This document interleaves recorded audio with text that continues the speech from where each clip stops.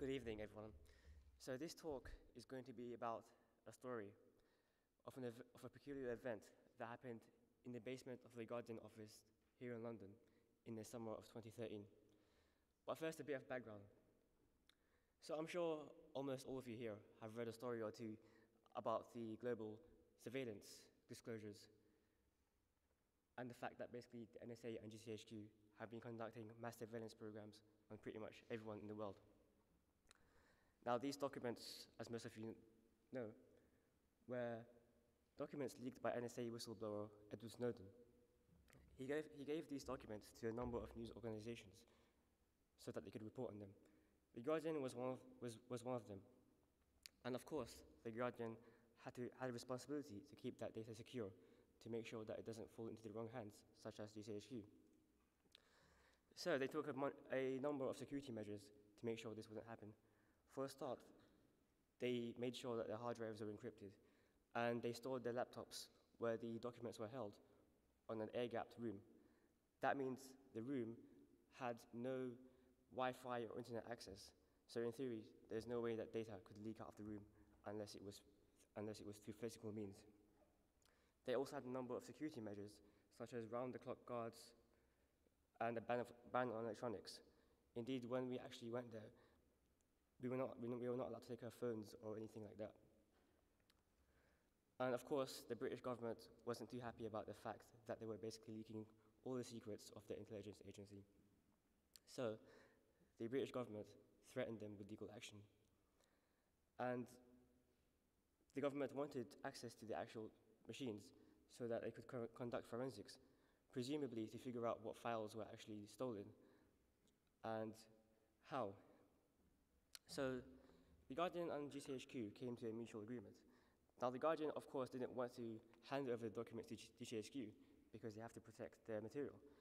But at the same time, the government didn't want the Guardian to continue reporting on the documents within London. So the agreement they came up with was that the Guardian would destroy the laptops and they would not continue reporting on the Snowden documents from London. However, GCHQ was not satisfied with the Guardian destroying the laptops. So what happened was that GCHQ essentially gave the Guardian a shopping list of equipment to destroy machines with, and they went out and bought this equipment. And they also supervised the destruction process. So there were 2 GCHQ agents recording the entire process with their iPhones and instructing the Guardian staff how to destroy the machines and exactly which chips and which particular places should be destroyed. This is a picture from the destruction process. So about 6 months after that, we visited the Guardian to see what we could learn about GCHQ's destruction process. Because essentially, this is the first time in public history where an intelligence agency has publicly performed a destruction of machines that has top secret material marked on it. So potentially, there's quite a lot to learn about the devices we own, what data they can hold, and what is the correct way to destroy data if you want to get rid of it. The interesting thing we discovered is that the Guardian was instructed to destroy a lot of chips on a machine that it wouldn't normally think to destroy if you wanted to get rid of data on the machine. For example, they destroyed a chip in the keyboard. You wouldn't normally think to destroy a chip in the keyboard if you wanted to get rid of data on a hard drive. But there's a reason for this. Your keyboard chip and many chips on your laptop have the capability to store data. It doesn't mean they do actually store data that you type into the keyboard, but they do have the capability to store data. For example, did you know that if you own a MacBook, you can actually update the firmware on your battery. So even your battery chip can actually store data. So to understand why they took such great precautions to destroy all these chips on a laptop that might not even have any data on them, it's worth understanding how they classify top secret material. And this is a public document called Government Security Classifications, and it defines top secret material as most sensitive information requiring the highest levels of protection from the most serious threats. And the threat profile for top secret is it reflects the highest level of capability deployed against the nation's most sensitive information and services. It is assumed that advanced state actors will prioritize compromising this category of information or service using significant technical, financial, and human resources over extended periods of time. So clearly, there is some kind of threat that GCHQ thought could occur that led them to destroy all of these chips in the laptop that you wouldn't normally think to destroy. And it's worth sort of speculating or thinking about what kind of threats could you do against, or attacks you could do against a keyboard chip or a mouse chip or a battery chip, such that you should destroy it if you want to definitely make sure that data on a computer is gone. This is a document leaked from national security agencies, and this is from their hardware implant catalog. So the National Security Agency has a whole sort of catalog of hardware implants that they might implant into someone's laptop to sort of infiltrate them. So for example, if you're buying a laptop from China or Amazon or anywhere, what they sometimes do is they reroute that package, they open the package, and they implant chips into the machine so that they could infiltrate you in some way. For example, this chip is a keyboard implant, and what it essentially allows, it transmits all your keystrokes through a radio signal. But there's two documents that actually govern the counter-compromise measures that GCHQ used in order to decide that they should destroy those chips. They're both not public and they're both secret. But the second one, Joint Services Publication 440, was leaked by WikiLeaks a few years ago. It contains some interesting information about how you would go about destroying different types of memory in a machine. But it still doesn't contain quite the information that led GCHQ to destroy exactly which chips on the machine.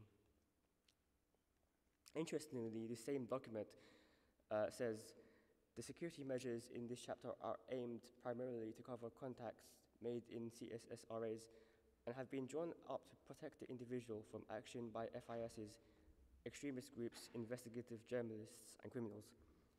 So interestingly, they target investigative journalists in the same group as criminals and extremist groups. So we actually contacted some of the companies.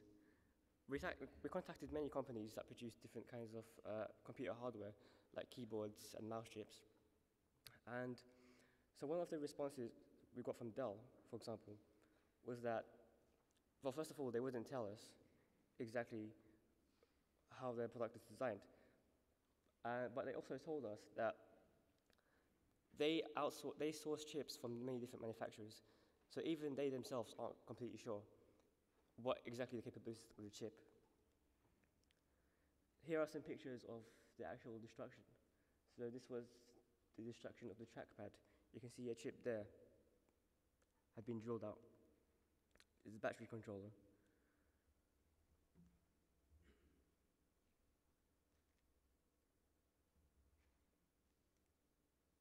So not only did they destroy the actual hard drive itself, but they also destroyed the hard drive controller, which is not the part of the hard drive that actually contains the data on the hard drive, but it's used to access the hard drive.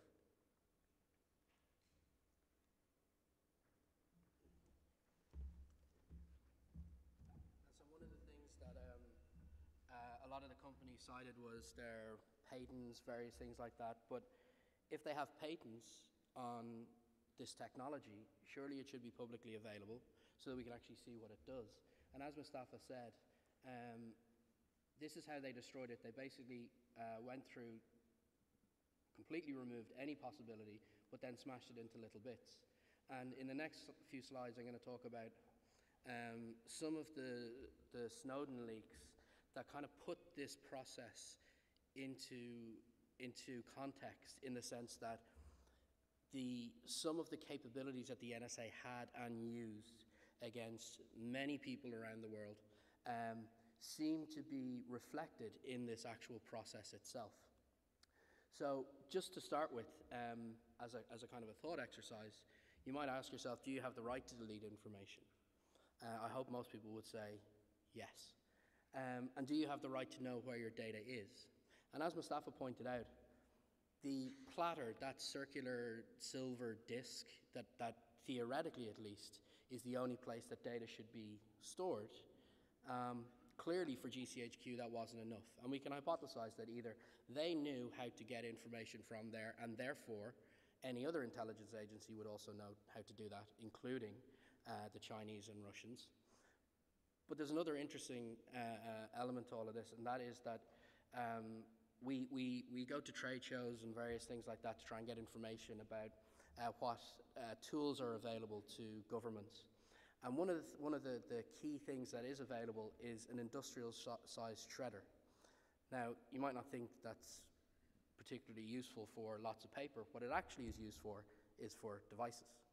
So in theory, what they should have been doing was taking the entire laptops, desktops, phones, whatever they had, and basically turning them all to dust. And as Mustafa said, they didn't do that. So this is one of the first times we actually have a way to figure out where at least they think information can be stored, and where we ourselves must actually question, when we actually delete this file, does it actually get deleted? We had to convert from one format to another, so some of the graphics aren't coming out too well. But if you delete a file on your hard drive, we now have to ask the question, is it actually gone? We also have to ask the question, if we use things like secure arrays, if we use things like the process of overwriting multiple times, is the data behind it actually gone, or is it still there? And these questions, while we're sitting here in South Kensington, where we're relatively safe and secure, to a lot of people, this is the difference between life and death. If they are working in countries in South America and in Africa, pro-gay rights activists, various other things like that, information found on their devices that they thought was deleted but can actually be recoverable by their government can have serious, dire consequences for them. So to put that into the human rights perspective and to put it into the privacy perspective. Again, we've got multiple stories that have since come out, thanks to The Guardian, thanks to other reporting entities, where a Russian security company uncovered what they think is US NSA malware, which was infecting hard drive controllers. Exactly the hard drive controllers that GCHQ destroyed when they went to The Guardian. They talk about this equation group collaboration, they think, between US, Israel, and possibly the UK.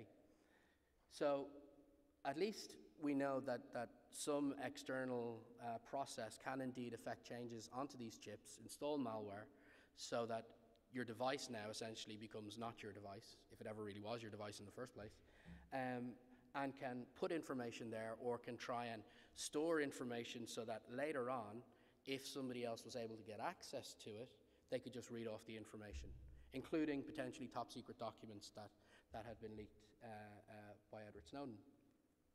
Some other things that we've seen are that the devices that we think behave in a particular way in relation to the information that we have, both from a deletion perspective and even from a transmission perspective, turn out not to be very, very accurate. So we know that the NSA has the ability to track a mobile phone while it's powered off. So some of you will ask, what does it actually mean to power off your phone? And I'm sure there's lots of people in the audience who they buy a phone that is unable to take its battery out. And it turns out from conversations that we've had with a lot of mobile phone companies, even if you can take your battery out, the mobile phone can still do stuff for an extended period of time once the battery is removed. We actually wrote to Google, Nokia, Ericsson, and Samsung about this, and they were very confused. Of course they were. They don't want to admit that their devices can be compromised, because that would destroy the trust and nobody would buy their stuff. But what we've also seen as well is that not only is it about gaining access to information that's on your device, in terms of, say, your laptop, your phone, they weren't satisfied with that. They wanted to go after it everywhere. So when you talk about deleting information on a laptop or on a cell phone in the modern age, in reality, you also have to consider where else that information is stored, which is why I asked that question. Do you have the right to know where your information is? And they went in and they hacked a Prague-based SIM card company to get the decryption keys for tens, even hundreds of thousands of mobile phone users. They also decided that Belgium users of Belgicom were somehow terrorists, pedophiles, or whatever, and they decided to hack into their backbone. So they were getting all the information from there. So even if you had your device and it was your laptop and you were connecting over a 3G signal, they were potentially still gaining access to that data, for example, if you'd stored it in various other places and you were transferring it around. So the way to actually delete information from a laptop or from a device is one part of the overall problem of how do we actually know where the information is for the devices that we have in physical custody, but also where else it can be. And some of the phones and some of the laptops that were actually transmitting information via Yahoo,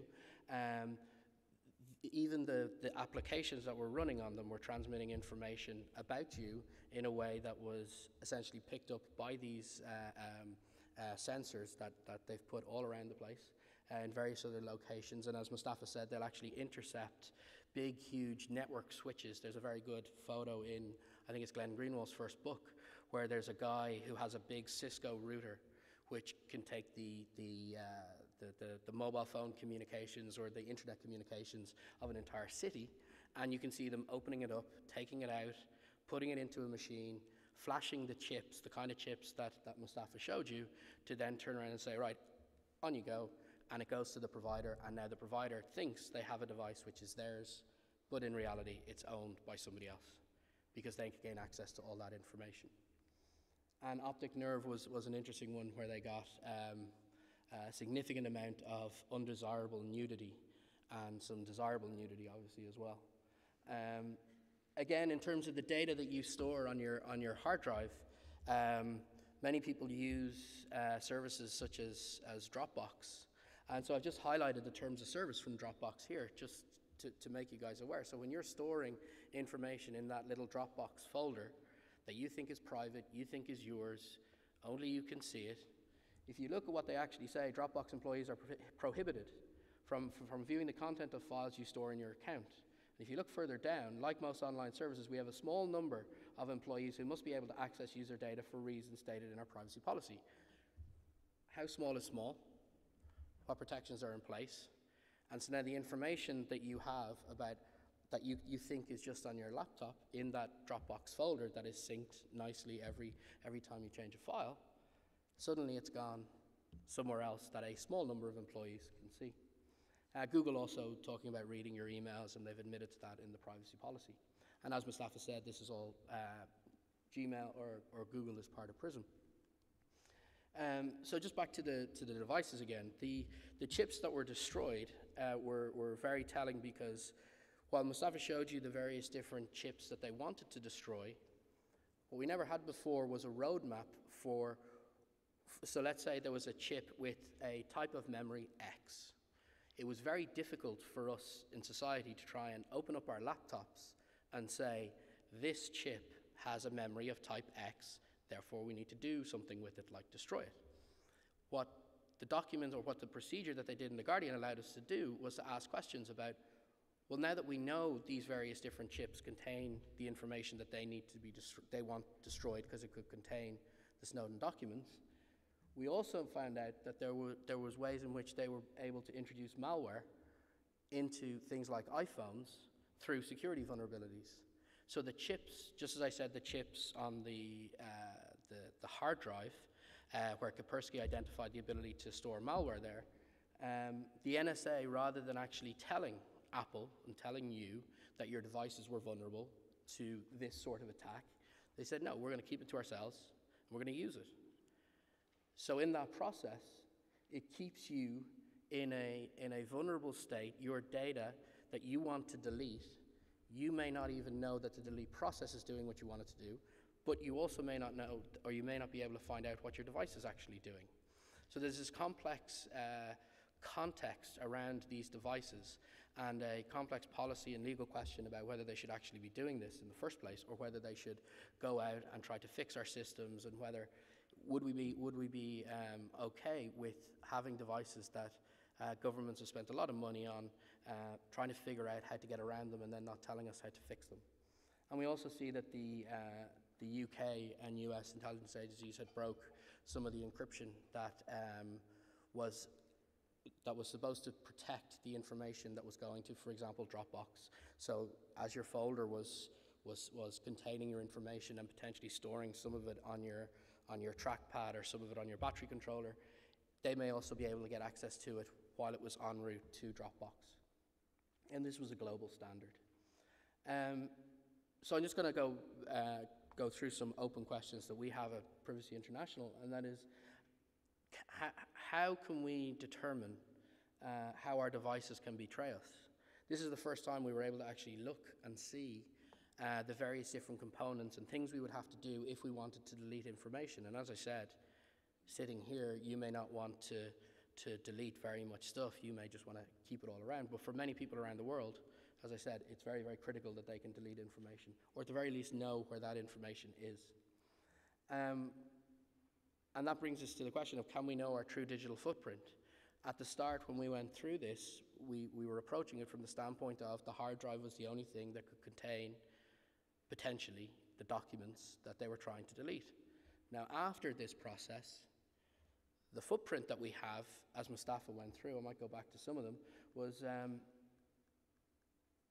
that we had to now not only look at the hard drive, we had to look at the hard drive controller, which is a little board that sits and connects into the hard drive. We also have to look at the battery and the controller that's on that, because it can store information. We also have to look, there's another battery controller, as you can see on the left-hand side. They got rid of that chip. And as we found out subsequently, there's some pretty interesting things that you can do with that battery controller if you're able to get access to it. This was, as Mustafa said, it's just on the right-hand side here. You can see a little drill. This was just your trackpad. So most people mightn't think that the trackpad was necessarily something that could betray them, but it clearly can store information. And also the keyboard for your Mac goes through here. So imagine I could store 2 megabytes of every single key press that you've ever done. Not ever done, but there's obviously a finite amount of storage. That's a lot of information about you. And that's a lot of information about your passwords that would be very valuable to somebody who wanted to gain access to information that was potentially encrypted on your device.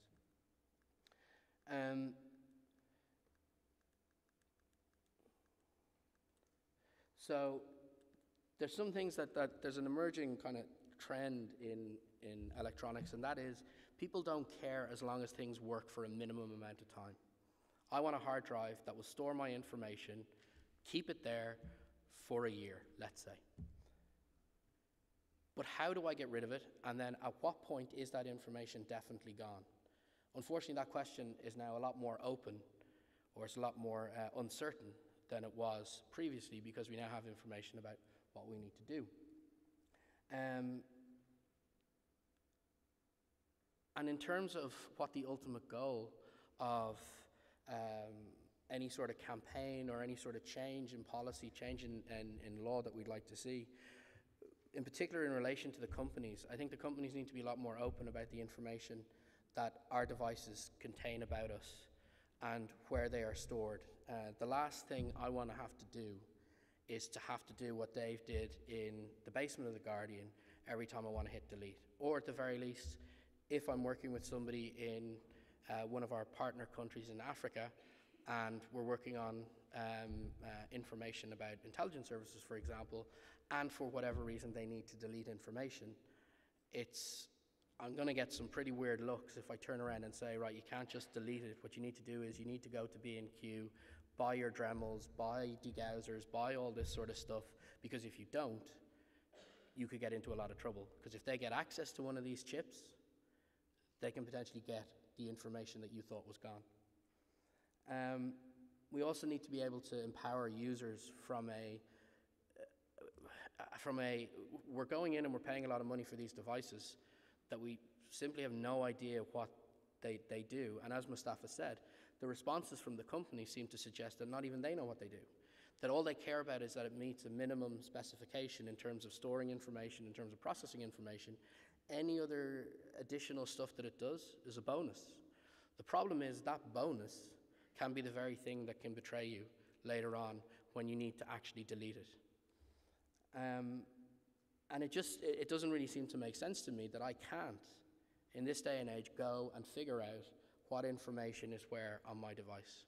And I think some serious questions need to be asked of the companies who make these devices, so that we know, for example, we're fortunate, I guess, in a way that they destroyed an Apple machine, which Apple obviously controlled the hardware and the software, so we were able to ask some pretty probing questions. But what about Dell? What about Dell with a Windows operating system? Where does a Dell machine, a Dell hard drive, where do they all store their information? Then do we have to go to the operating system manufacturer, more than likely Windows, Microsoft, and say, right, where does your operating system, or how does your operating system utilize these chips? Where does it store the information? And how can it betray me? The problem with this laptop, being able to delete information from your laptop, is becoming a lot more dangerous. We're moving from laptops to phones to watches, and I'm sure most of you might have heard things like the Internet of Things, where your toaster, your fridge, your little toe, everything is going to be connected to the internet, constantly sending back information, constantly collecting information on you. But what happens when you want to get rid of that? It might all seem very, very nice at this point in time to have really cool features and really cool stuff that works, but in many cases, these devices, we need to understand them better to be able to figure out how to limit their capabilities. It's a pretty depressing talk, and I kind of want to end with at least some options for you to take home so that you'd be able to try and mitigate. It's all your choice. You don't have to do this. If you're not worried about this and you say anybody who's interested in this should wear a tinfoil hat, that's fine. Some people, that's unfortunately the case sometimes, but for some people, their privacy is important. The information that they generate is important.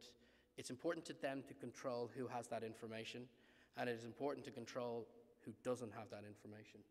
And I decided not to go into the intricacies of all these various different things, because we'd be here for days, and just to put up the actual letters that you can hopefully memorize, or at least pick one or two of them to do some research yourself at home. And the reason why I say this is we're moving into an age where technology is so embedded and so ingrained in our society that we've all grown up with certain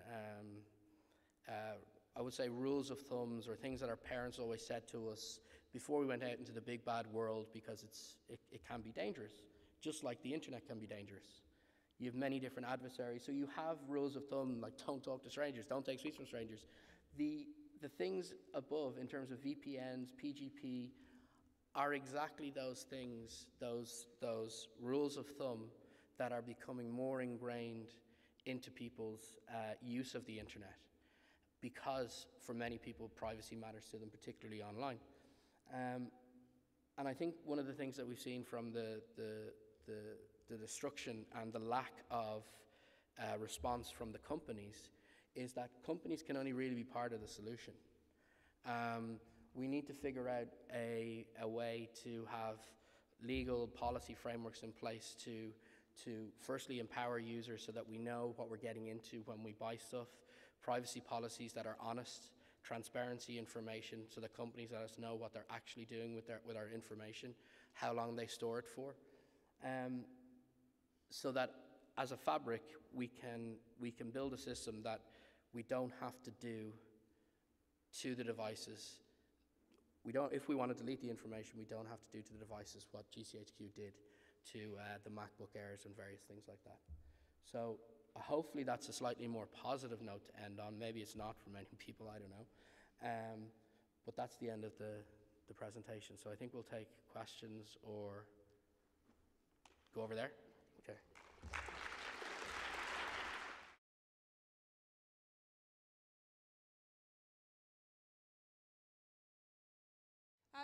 So we've been joined by David Blishen from The Guardian, and I wanted to put a very direct question. How do you actually destroy the laptop? Because I know you're engaged in that activity, and I wondered if you could tell us a little bit more about how that process happened.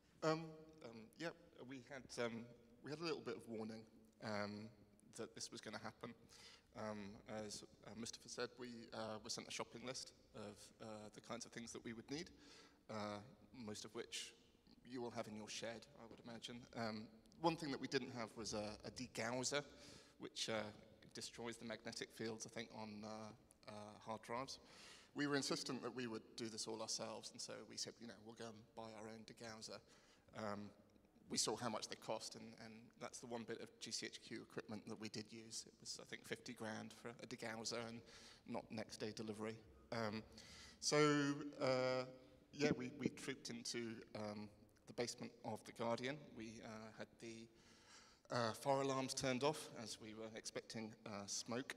And we took machines that we had previously dismantled and, to the best of our abilities, had removed data from them. And then we were instructed on what to destroy. I think it took about 3 hours altogether. There were 3 of us from The Guardian and 2 from GCHQ. And then they went to a wedding, I think, the GCHQ guys. They were quite anxious to get away. They seem to have been in London for some time, which was news to us. But yeah, so it's... what was the kind of interpersonal vibe like in the room? We had, well, I had met 2 of them before, maybe 2 or 3 days previously. Actually, I do remember on July the 17th, because it was my girlfriend's birthday, which I didn't make. So they came to The Guardian in the evening to interview us on how we were storing the data and what precautions we were taking. And went to some length to explain what they would do when they got hold of the equipment. And had we not been determined before, we would have been determined afterwards to never hand over anything. And I think it's important to point out that we never gave them anything. And it's slightly ironic that when we finally did give the machines to the government or it's to a museum. So you caused some eyebrows to raise here as well. I didn't enjoy the first meeting particularly. It's kind of intimidating, a bit like this. But being asked to spell your name twice, as they write carefully in their books, is slightly worrying, particularly when you're pretty paranoid by this point. But to be honest, on the actual day, there were kind of elements of farce. It was, a purely symbolic act, as far as I'm concerned. They knew full well that we had a copy of everything that we were destroying in New York. So I don't really know what they were setting out to achieve. I kind of come out of it thinking that actually it was maybe more useful for us than them in the end. Mustafa and Richie have spoken so interestingly about the roadmap that these parts have left behind. Why were the objects not pulverized? I mean, I'm always so intrigued as to why they're still around. I think that's kind of practical. We were kind of given some options. And, the first were to stop what we were doing, stand away from the computers and let them swoop in, which was never going to happen. The second was to kind of hand them over and watch GCHQ destroy them, which was never going to happen. We were never going to relinquish the computers. And so I think what happened was a compromise, and I'm not entirely sure it's a compromise that GCHQ were delighted by.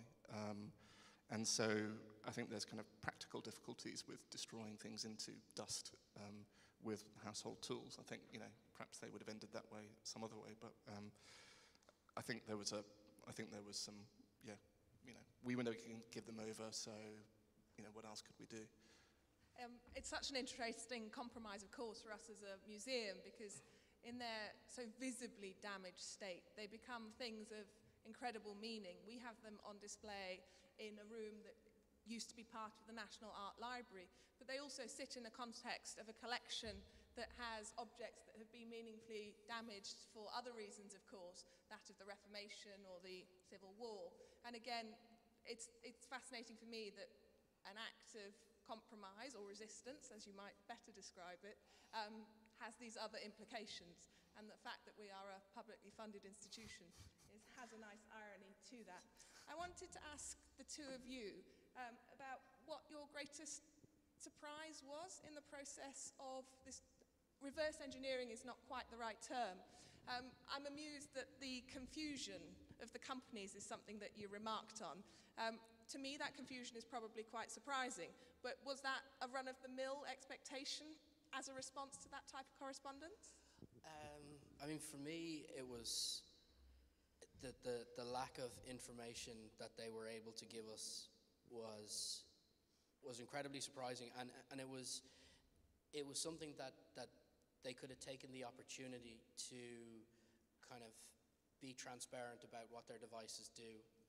And I'm not sure whether they didn't take that opportunity because they didn't want to, or as we suspect, because they simply couldn't. That the supply chain and the way our devices are currently made and fabricated means that there might not actually be somebody who knows the full amount of information that our devices contain, and should we need to delete it, what we would actually have to go. But we certainly know that GCHQ and the NSA will absolutely go and try and figure it out.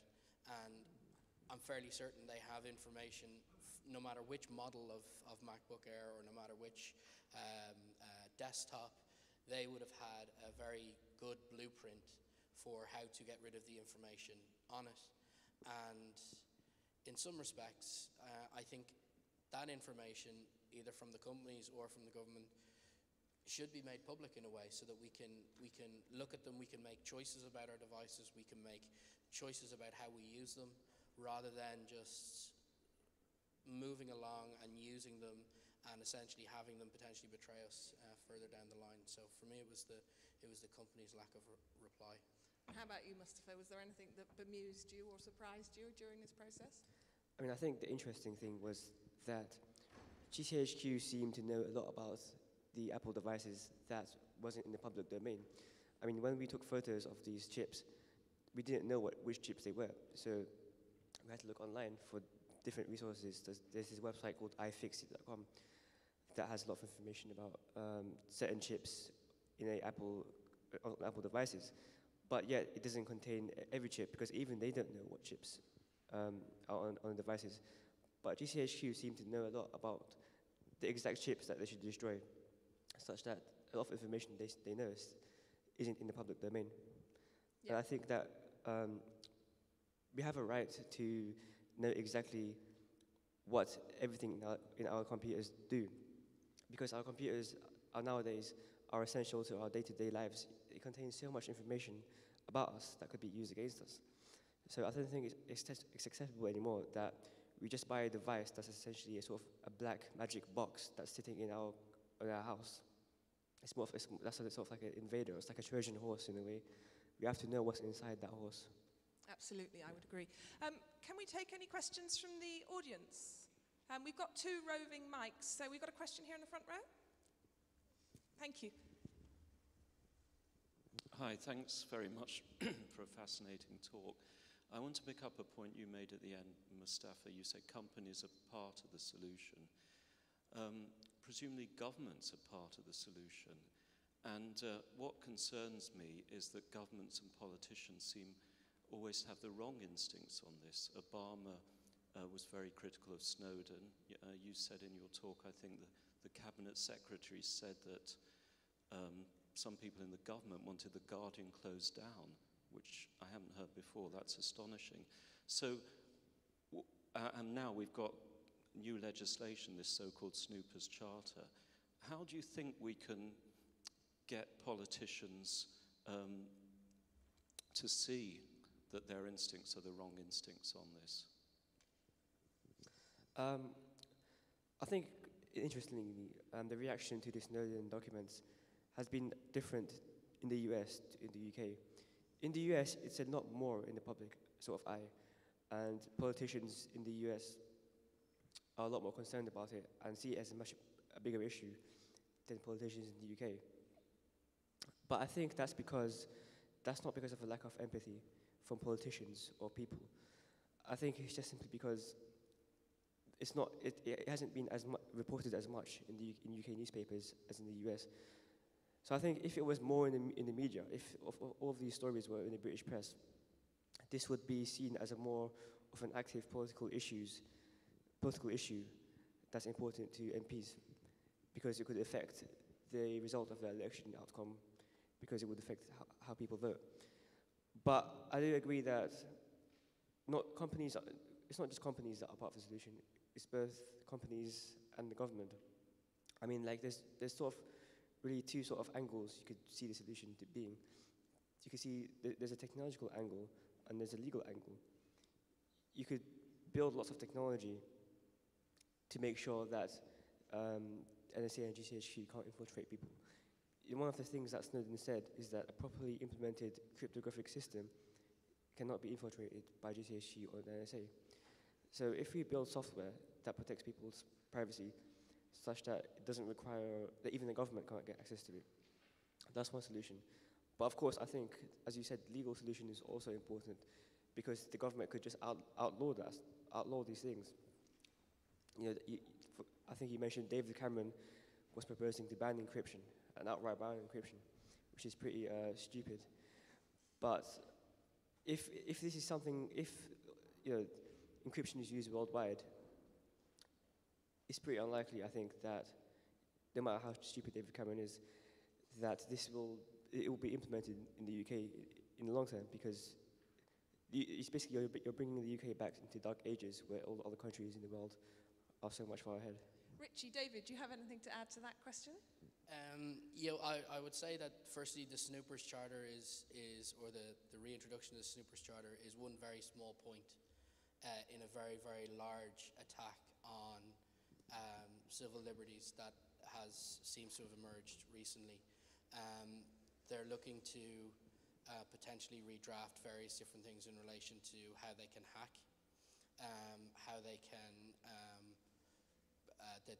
recently they passed a law exempting GCHQ from all criminal offences, all the major criminal offences in the Computer Misuse Act. So it's almost as if they are above the rule of law. There's a presumption, I think, in the political class that GCHQ needs to be exempt from all the laws that we ourselves are bound by. And I think having a two-tier legal system like that is problematic. Also in relation to I think what Mustafa said in terms of the public debate, as I understand it, and it may not be enforced anymore, but there was what's called a D-notice issued, which was supposedly to prevent a lot of media outlets from publishing on this. So you'll actually see very, very few media in the UK. It's a voluntary, almost like a voluntary gag order, other than The Guardian, of course. They wouldn't voluntarily do that. But a lot of the media outlets won't report on the details and won't do that, which stifles the public debate, which perhaps stifles the democratic process to gain some form of traction and light a fire under politicians to actually take this matter seriously. Because we're now in a system where the UK can hack under its lawful authority. And when China does it, how are we going to now critique when the Chinese do it and when we do it? So it'll be a very interesting time to see how they resolve that and how we can actually shepherd them away from some of the more crazy ideas that they seem to be taking on board. I think the only thing I would add is just how much faster technology moves than legislation, and the kinds of skills that you need in order to pass sensible legislation. I think Tempora showed us something that even a couple of years before you would have thought was impossible. It's kind of recording, it's TiVo for the internet, and it worries me that the kind of oversight of those kinds of programs is kind of impossible with the amount of attention that they get. And I would echo kind of Richie's point, which is that the kind of, I think, from a very personal point of view, watching the lack of reaction in this country compared to, say, Germany or US, it was just kind of disappointing. And it's a difficult subject. It's not fantastically exciting, to talk about chips and cryptography. It's not very accessible, but it's just so incredibly important. So yeah, I would like it if people were more interested. Do we have other questions from the audience? The guy in the suit with a nice reddish tie. Hi, thank you for this very interesting presentation. Now, just this quick question. You mentioned South America, Asia, and Africa as places of, I don't know, particularly risky in this sense. I was wondering, what are you thinking of more particularly? Especially, I mean, like I'm thinking South America. Right now, it's all, it's all democracies, and so far, the governments in that area have been victims of espionage. I don't know. I was just thinking, what is it that? What were you thinking of? Well, so while I can appreciate if you think that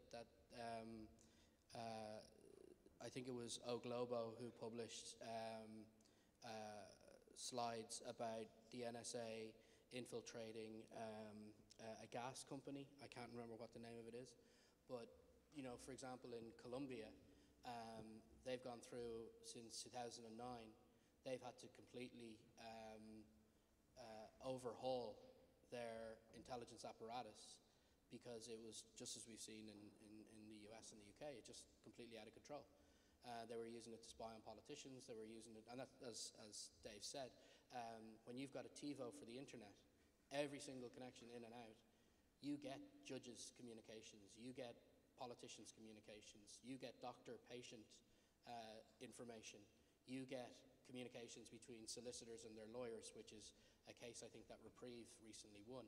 So when you're doing that, I think some of the countries in Latin America are not as much victims as that's part of it, but they're also engaged in these practices as well. And there's a lot of companies, British companies as well, who sell equipment. So for example, Finfisher will sell hacking software. It was a former British company and now is based in Germany to various other regimes around the world. There's other companies like Verint, NICE, Amisys.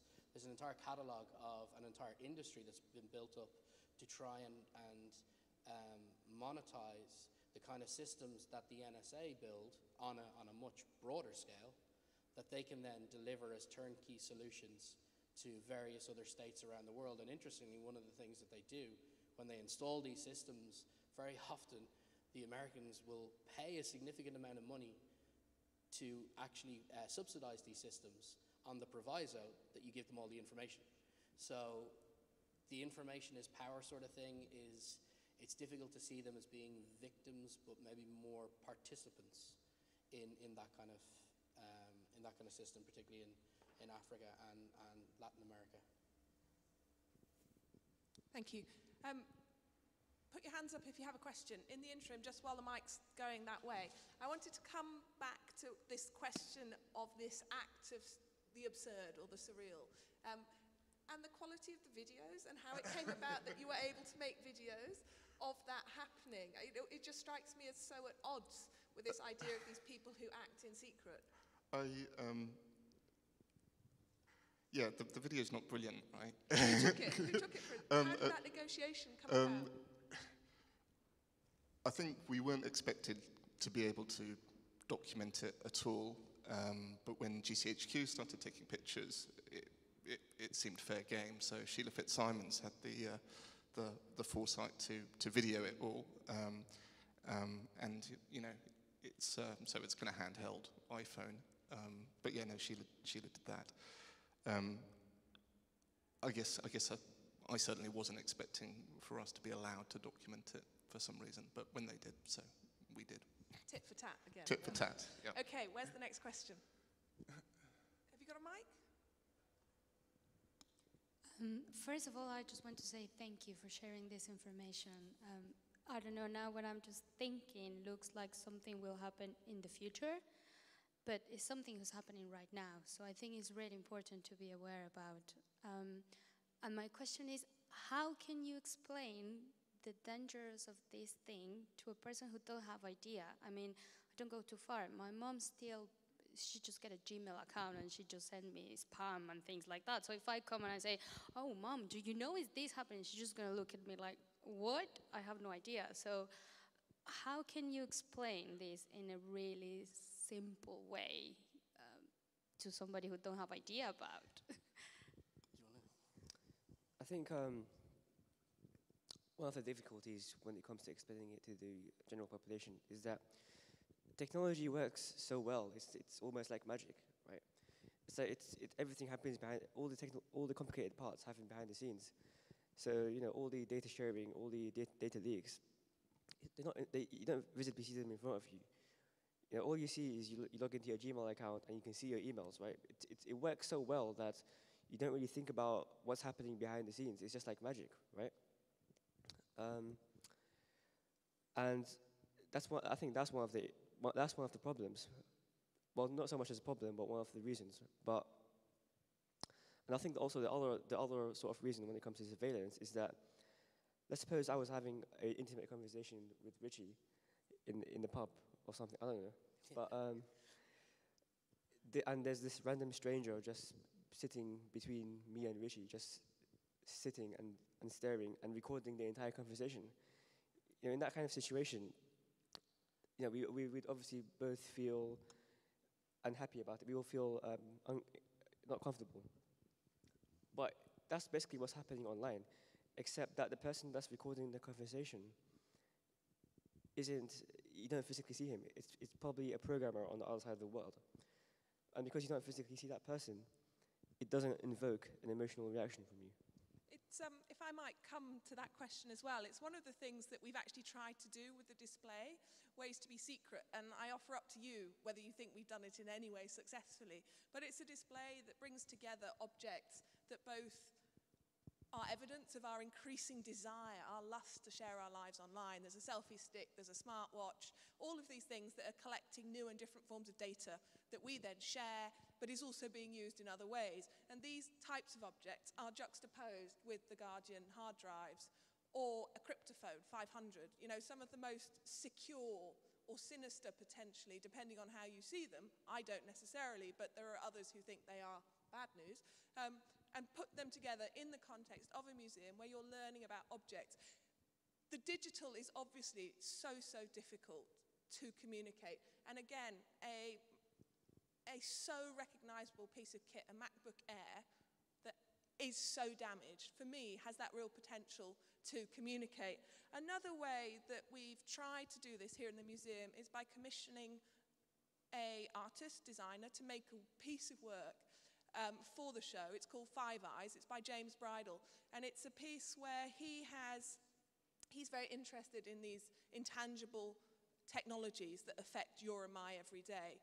And James has gone about looking at the digital assets that the museum has about its objects. So we have millions of objects in our collection, but 1.4 of those objects are digitized. And he has written a piece of code that's similar in its way of searching through large swathes of information to that used by the intelligence agencies. And he has brought objects together that have been selected by this algorithm, this machine. And there are surprising discoveries, errors, and in doing so, again, it's this way of trying to visualize and intellectually engage through culture, through design, in these subjects. And I think that's one of the roles of a museum, particularly a museum that's so charged with this idea of design and public life. What is it today? How do we deal with it? How do we discuss? Next question from the audience. I just add to that. I think that's absolutely right. That I think, as I said, companies aren't the full solution. Governments aren't the full solution. The public isn't the full solution.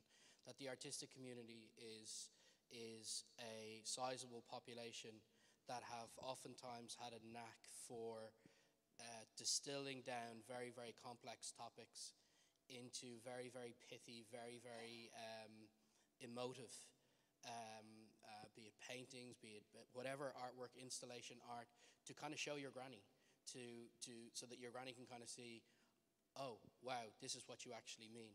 And in a way, it's very, very difficult, because of the laws, it's very, very difficult to actually highlight the vulnerability that people are faced with these devices without actually breaking the law. So if you want to actually show your granny how vulnerable she actually is, and you want to then download some free tools to try and hack into her phone and to show her that you can plant images on her phone, you can take images from her phone, you can do whatever you want with it, you've broken the law. And I'm not saying that that's wrong. Obviously, if you had her consent, it would be fine. But it's a very, very tricky area where to be able to highlight the dangers, I think we need to think about non-technical ways of highlighting the dangers. And I think the artistic community, the film community, Laura Poitras making some great films in this area to try and bring it to people's TV screens so that they can actually see it and be moved by it. Okay, should we take this question here? Because I know there's a mic just next door, and then we'll come to you afterwards. Yes, yep, thank also you. 3, don't worry, we'll get there. Yes, thank you for your talk. Okay. Thank you for your talk. But you mentioned the onion router. Can you speak up a little? Sorry, you mentioned the onion router and TrueCrypt, but I noticed that both of those notably have been compromised in the last 3 years. That's kind of old news. And short of building your own kernel, there's very little you can do to really control this except a one-time pad. I mean, how would you go about, even if you're an expert, how would you go about securely organizing these things when they're so complex that they could be compromised? I mean, is there any solution? Well, I can start, and Mustafa can follow on as well. I think TrueCrypt recently underwent a pretty sizable security audit where they didn't find any severe errors in it. I think it was Matt Green at Johns Hopkins played a significant role in that. But yes, there's no system that's 100% secure. Vulnerabilities will exist always. The effort that you go to in relation to securing different pieces of information oftentimes needs to be commensurate with the risk if that information gets disclosed. So the hoops that you would jump through in terms of, maybe using Tails or Whonix or Tor or various things like that may not be for your daily life. But the tools are out there for when you believe the risk is high enough to warrant the increased investment in time, understanding, and deploying these tools to protect the information that you want. So I think the answer to that question is part of a more complex risk assessment and deciding which tools you use. And then also, obviously, one other part of that is compartmentalization and knowing that the tools will fail and making sure when they fail or when you fail well, so that there's multiple layers to prevent the information from compromising. I hope that answers, or at least partially answers the question. If you want to. Okay. Okay, we have a lady in a pale cardigan here, and then we'll come to the guy in the sweatshirt. Lovely, thank you. Thank you so much for a really interesting talk. I'm a complete novice to this subject, and it's really opened my eyes to think about our civil liberties and how they are being invaded.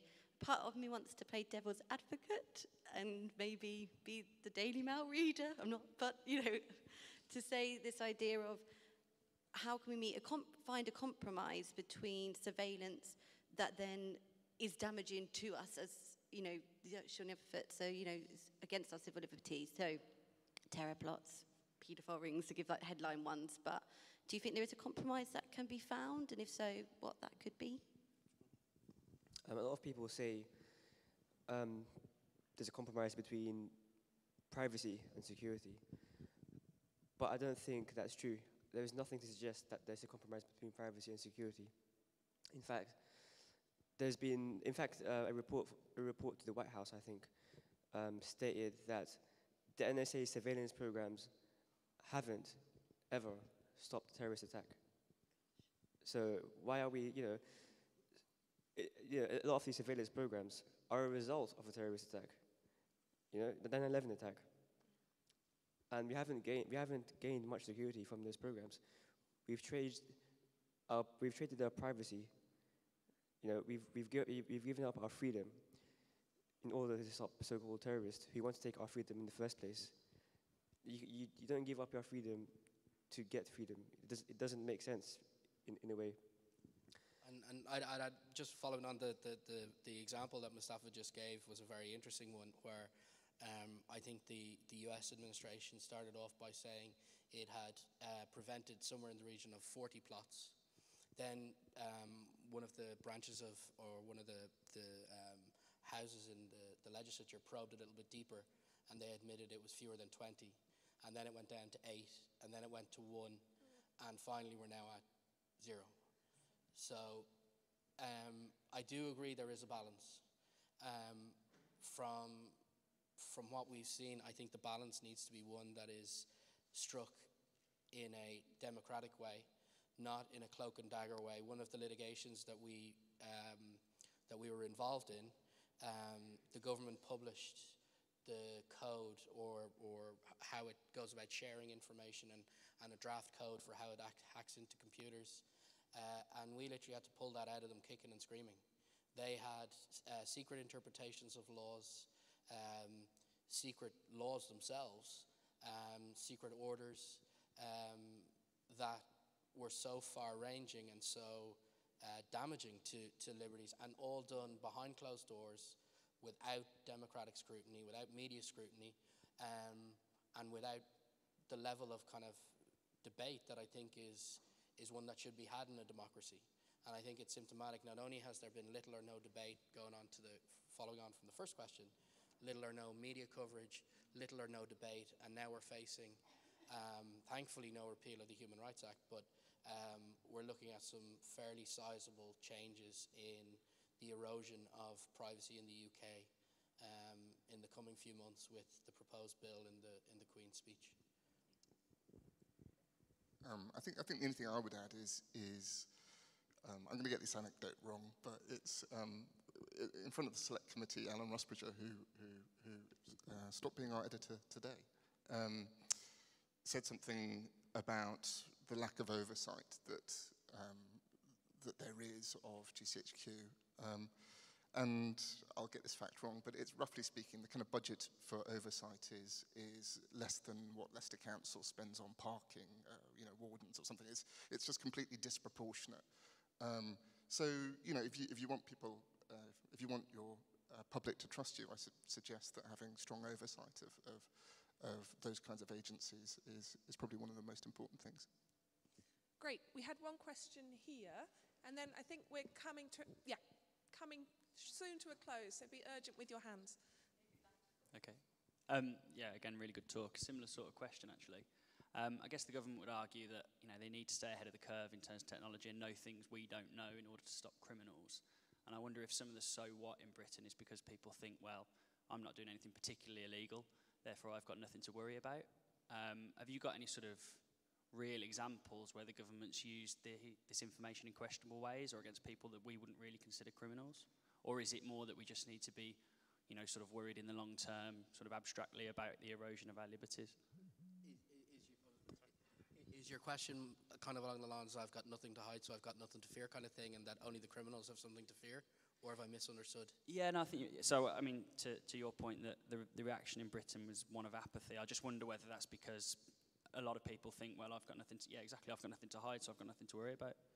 Yeah, well, do you want to? So first of all, everyone has something to hide, even if they're not a criminal.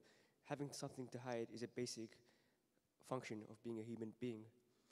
Without privacy, we don't have intimacy, and intimacy is a requirement of so many basic human activities. Whether you're at the doctor talking to me about a condition you have, or you're talking to your significant other, or with your mother, or anything like that. Intimacy, it's essential for our society.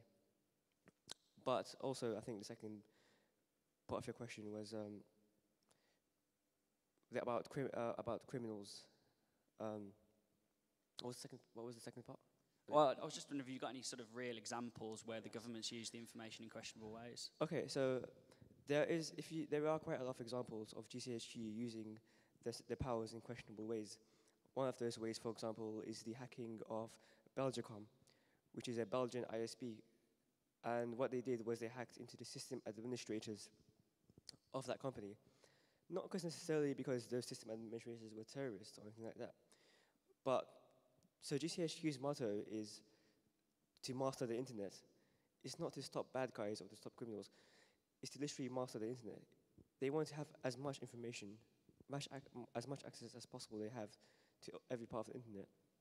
So one of the things they did was they hacked into Belgacom.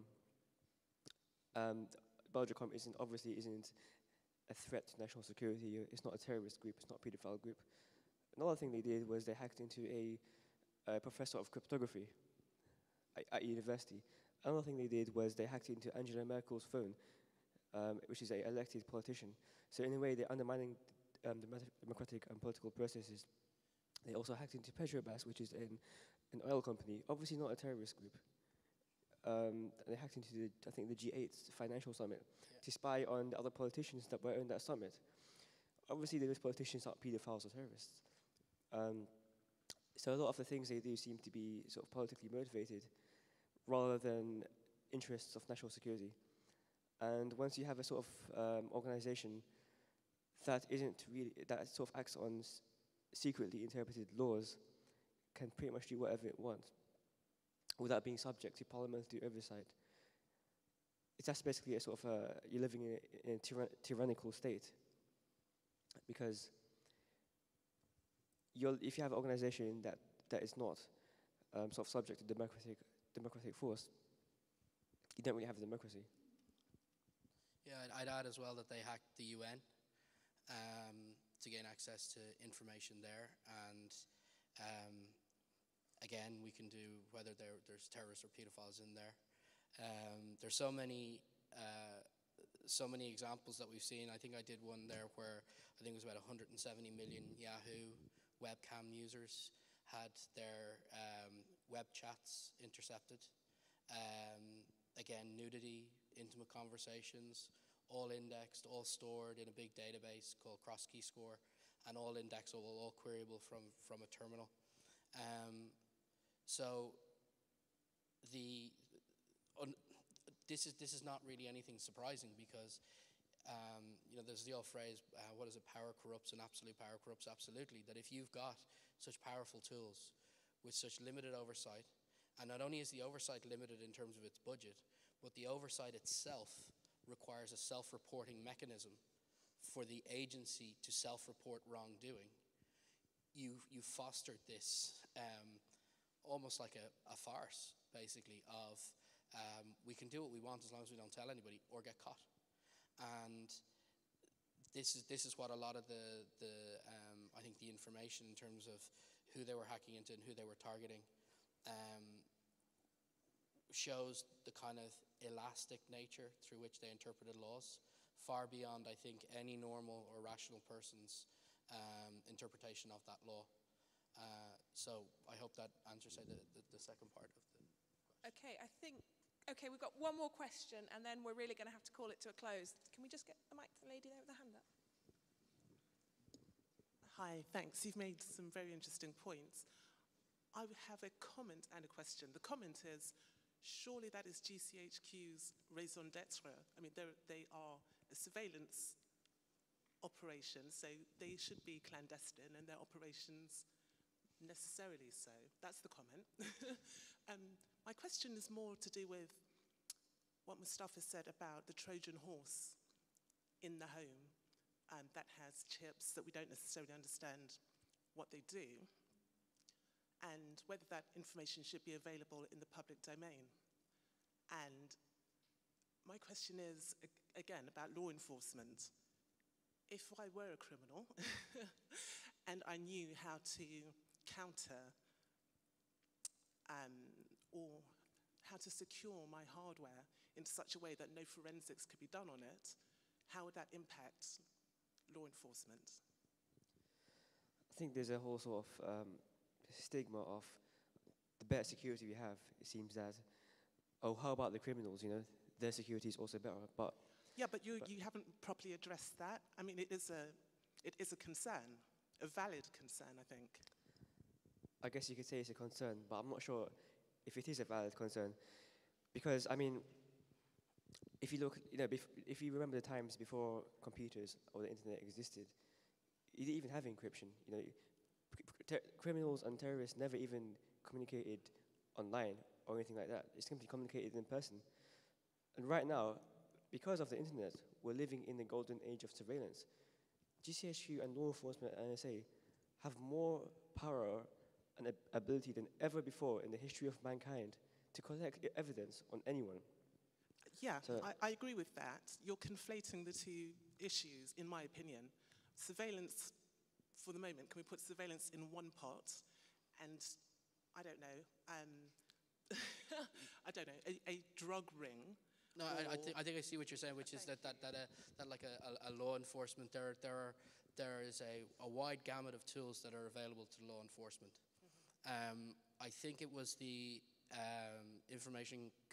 Interception of Communications Commissioner David Anderson, who appeared on Newsnight, who said that because of the cost of doing investigations in a more traditional manner, that it may be that we are sacrificing civil liberties such as privacy in order to keep down the cost of policing. And I think there's many ways to skin a cat in terms of gaining information on political rings. There's many ways that they can be infiltrated. There's many ways that they can be caught and found out. That the choice or the range of options available to law enforcement is inherently constrained. We don't have cameras in the bedroom. We don't have cameras in the home, and that would catch a lot of drug dealing.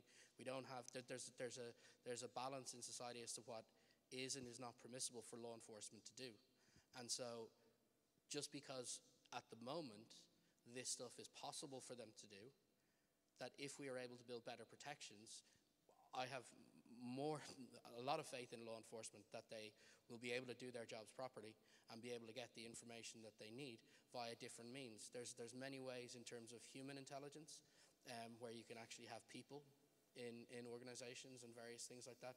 So I don't think necessarily we need to compromise the entire global infrastructure in order to be able to do the very specific things that I think you might be referring to, and I hope I'm not putting words in your mouth by saying that. I just think there are many ways that law enforcement can go about collecting evidence, and many ways that law enforcement can get evidence and bring prosecutions, and they have to behave within the parameters of physics, within the parameters of maths. Encryption is a mathematical tool. It's a property of nature. Things are very, very easy to encrypt, and very, very difficult to decrypt. And I think that's simply a parameter by which law enforcement can and will adapt to. I mean, look, encryption and computers obviously have brought a lot of positive change into the world. And I think any major invention that brings a lot of positive change into the world also has ways to use it for bad ways. The question you have to ask is the net change positive or negative? And I think the net change for using things like encryption and security is very positive. Okay, I'm going to ask one last question of our speakers, and if you can do it quickly, that would be great. But I wanted to bring a note of optimism also to the end of the discussion. And tonight's event across the museum is about the digital public realm. Can you, in a concise way, kind of suggest what you think that might be, should be? Okay, well, for me, the digital public realm is about making public what you intend to make public. It's about, privacy is about revealing various aspects of yourself to who you choose. It's not about being completely fenced off We are social creatures. We need intimate relationships. We need to communicate. And for me, the public digital space is, in order for people to have faith in the public digital space, I think we need to know exactly what it is we're disclosing, exactly what it is we're revealing about ourselves. And once we have that, I think we can have confidence that the information now that I choose to share and who I choose to share it with is exactly what gets shared. Thank you. Do any of the other of you want to have a go at that? I think I would echo the kind of positive side of you know people like to tweet. That's the thing, you know. So it would be quite nice if you could do that without worrying about what else your phone is doing. So I think there's a fantastically positive thing. You know, we have a website. That's a good thing. So I would like to embrace those kind of positive things without the kind of fear of and the fear of the unknown in some ways as well. Thank you. Mustafa, or are you... Yeah. Okay, thank you all very, very much for your time this evening. It's been a very fascinating and informative discussion. Thank you all for sticking through to the end.